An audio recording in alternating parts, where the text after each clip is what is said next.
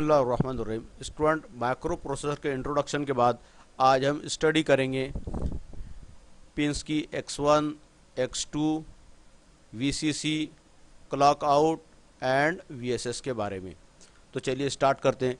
तो देखिए, micro processor की जो फ्रीक्वेंसी होती है, जो वर्किंग करने की जो पावर होती है, मतलब वो 1 सेकंड में कितना वर्क करेगा और कितनी स्पीड से वर्क करेगा, वो डिपेंड होता है ये क्रिस्टल सिग्नल के ऊपर। जितना ये X1, X2 जितने ज़्यादा पावरफुल सिग्नल होंगे, उसकी फ्रीक्वेंसी जितनी ज़्यादा होगी, उतना आपका कंप्यूटर फास्टली वर्क करेगा।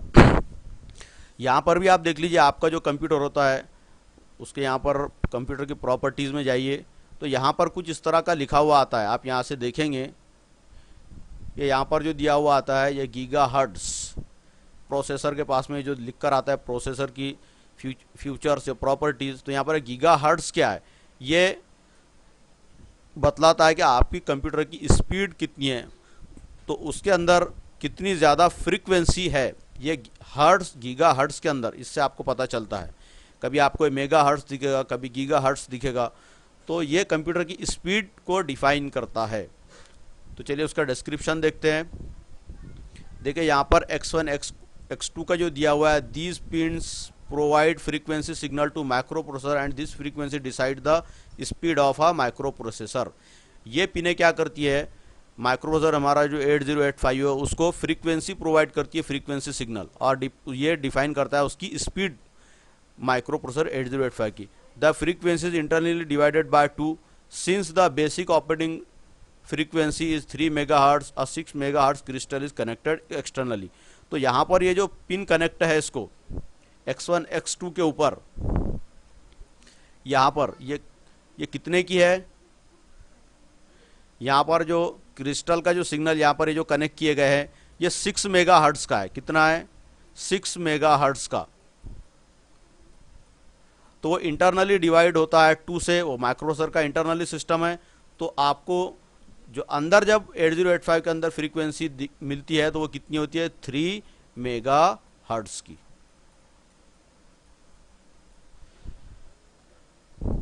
उसके बाद आते हैं यहाँ पर कौन से, पावर सप्लाई के ऊपर। देखिए, आपको किसी भी इलेक्ट्रॉनिक डिवाइस को ऑपरेट करने के लिए पावर सप्लाई की ज़रूरत होती है। तो VCC जो है हमारा 5 वोल्ट होता है और VSS ग्राउंड होता है 0 वोल्ट। तो वो कहाँ पर दिए जाते हैं, देखिए, एक तो होती है पिन नंबर 20 के ऊपर होता है VSS ग्राउंड, और +5 वोल्ट दिया जाता है 40 नंबर की पिन पर VCC के ऊपर। तो ये पावर पिंस हो गई जिनके थ्रू पावर दिया जा रहा है X1, X2, उसके थ्रू फ्रीक्वेंसी डिसाइड होगी माइक्रोप्रोसेसर की। उसके बाद यहाँ पर आपको दिख रहा है क्लॉक आउट।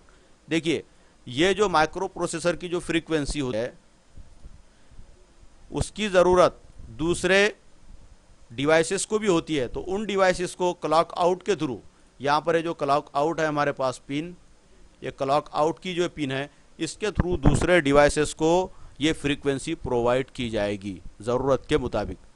तो एक तो इंटरनली वो फ्रीक्वेंसी यहाँ पर रहेगी इसके अंदर, और बाहर के डिवाइस को अगर ज़रूरत है तो इस क्लॉक के थ्रू वो फ्रीक्वेंसी प्रोवाइड की जाएगी दूसरे डिवाइसेस को। तो यहाँ पर देखिए दिया, clock out provide the system clock frequency for peripheral. Peripheral मतलब all input output devices attached with the microprocessor. Remember that electric signal and frequency signals are different. तो एक तो इलेक्ट्रिक सिग्नल जो है वो पावर सिग्नल है जो microprocessor को दिए जाएंगे, कहाँ पर, VSS पर 0 वोल्ट और VCC पर +5 वोल्ट, और फ्रीक्वेंसी जो सिग्नल होंगे वो X1, X2 डिसाइड करेंगे। तो X1, X2 के थ्रू जो फ्रीक्वेंसी आती है माइक्रोप्रोसेसर के अंदर, उनको दूसरे डिवाइसेस, उनकी ज़रूरत दूसरे डिवाइसेस को भी होती है, लेकिन पावर सिग्नल अलग है और फ्रीक्वेंसी सिग्नल अलग है।